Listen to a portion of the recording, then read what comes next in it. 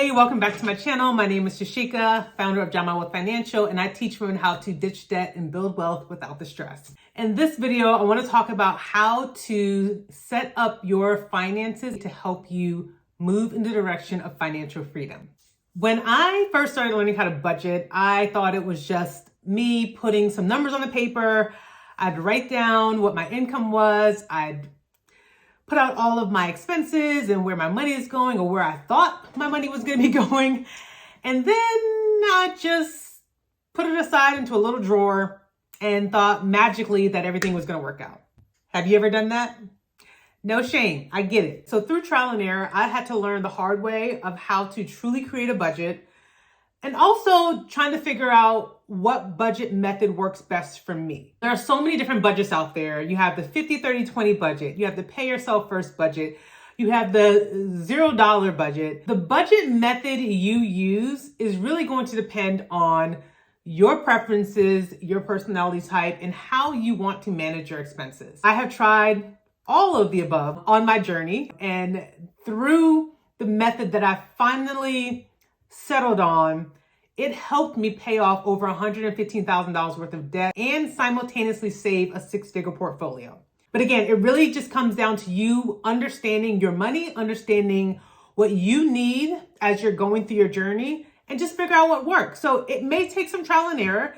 It may take you trying a budget or two before you actually settle in on an option that's going to work best for you. Now, I will tell you, just make sure that whatever method that you use, please try it for at least 90 days before you jump to another method and think that it doesn't work.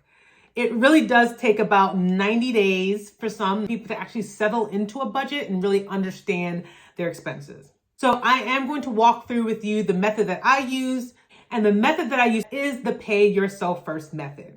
The idea behind this budgeting method is that I don't like to track individual expenses. It's overwhelming. I got 4 kids. I really don't want to spend my time and energy tracking all the expenses. Now, when I first started budgeting, that is something that I did. I went through, I tracked every expense. I used the Every Dollar app and tried to look at every single expense that I was doing and track it. And while yes, in that beginning part of my journey, it did help me understand my spending habits. It helped me understand some triggers of what I was doing with my money so that I can do differently. So there is some validity to you being able to figure out a way to track your expenses so you can understand your money. But this method, the reason why I settled in on it is because it allows me to not have to track every single dollar that comes in, right? The way that I do it is I am setting up my financial system to where I am paying myself first. So what that means is as soon as my paycheck comes through, off the top, my 401k contributions are taken out. That is going into my 401k account. That is through my employer. So I don't even have to touch it. It's done automatically. I also have my health savings account funds that are automatically taken out of my paycheck. And that is also deposited into investment accounts. And I don't have to touch that.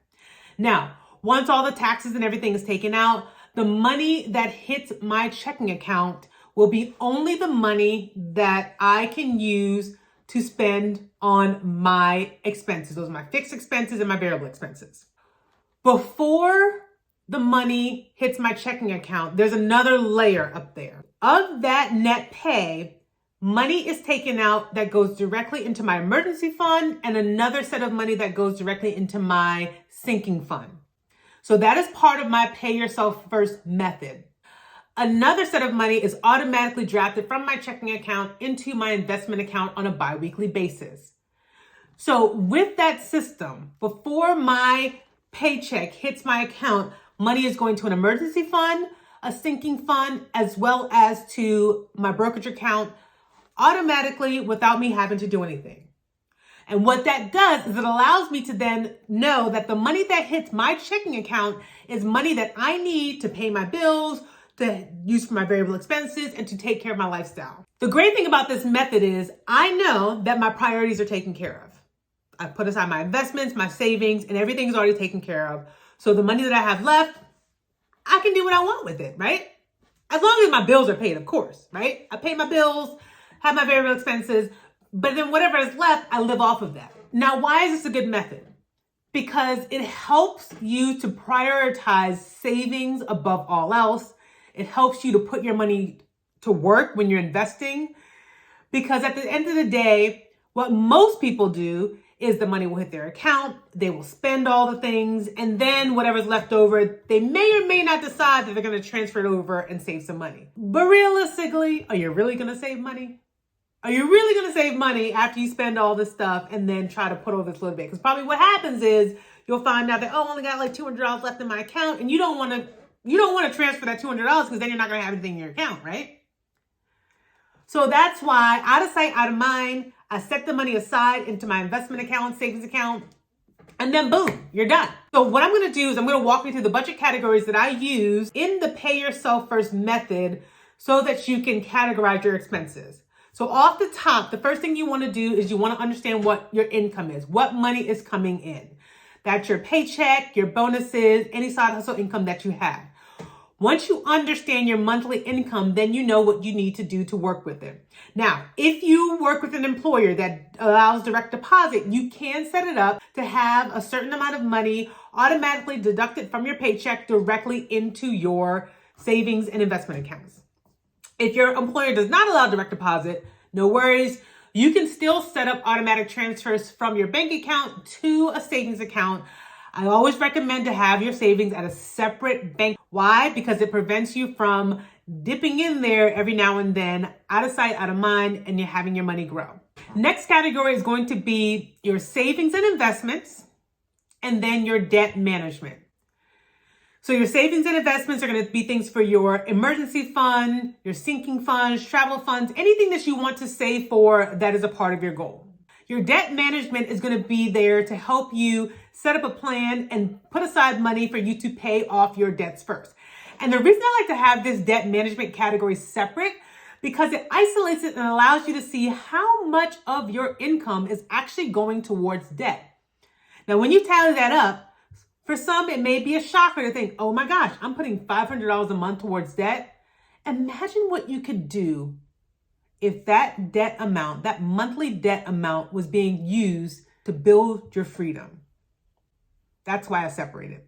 The next categories you're going to have is your housing and utilities, your transportation, your health and financial. Those are things like your life insurance, disability insurance. Next, you're going to have a childcare bucket. These are for all expenses as it relates to your children, your kids' activities, daycare, sports. And then the last category is going to be your lifestyle category.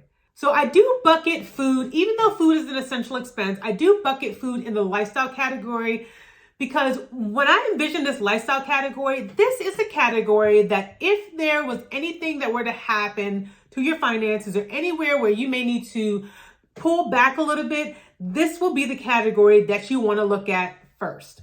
Why? Because it's your food and dining. This is your entertainment, your subscriptions, things that are going to vary. But ultimately, the spending that happens within this category is in your control, right? You can choose whether you want to go shop at Whole Foods versus a Harris Teeter or a discount store. You can figure out ways to save money to where you're not overspending. So if you feel like you need to pull back and tighten the reins on your expenses, your lifestyle category is going to be the place to start. And then you can move on through to your other expenses to see what's going on and where you can cut. But I guarantee you'll be able to cut back a good portion if you really wanted to just temporarily buckle down so that you can meet your savings goals. If you have any questions, please drop them in the comments. I'll be sure to make a video to help you thrive on your financial journey. Please don't forget to like and subscribe.